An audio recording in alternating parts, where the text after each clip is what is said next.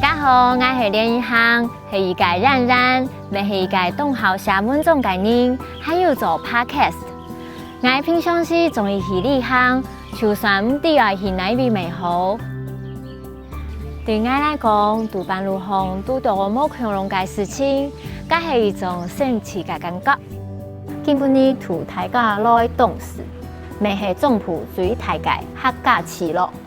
希望透过礼拜设立行，感受冇恐龙嘅客家风情。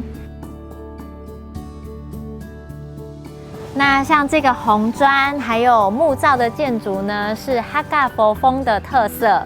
然后我们来到洞喜客家文化园区呢，就可以来看看大埔的客庄生活。我们进去参观一下吧。台湾客家有四海太平安5种腔调。洞喜是创新大埔客家文化重要的地方。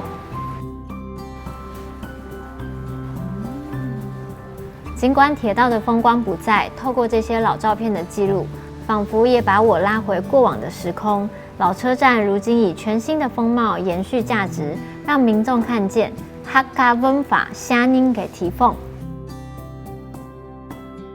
东市不只是以林业发迹，也是种农重要的产地。超过100年历史的宝岛勋章家族就在台中东市。不带大家看茶，是要来看看樟脑的故事。今天樟脑的故事馆印象很深刻的是，空气里头有一股淡淡的清香，这是属于樟脑的味道，也是历史的味道。寻味台三线，我想不只是美食、茶叶，甚至是木材、樟脑丰富的物产。浓厚的文化底蕴都使台三线更增添一番风味。那我们到了哪里呢？是客家信仰的重心，就是八贡。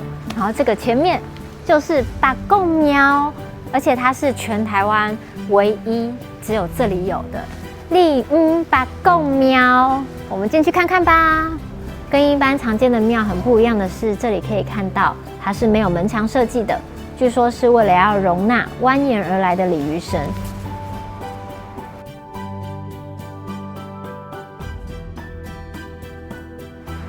今晡日动欢喜拄台三线改动市天涯日客庄设立行。东市呢，就像一个老朋友一样，非常的亲切温暖。然后来到这里呢，可以很深入的体验客家的人文风情。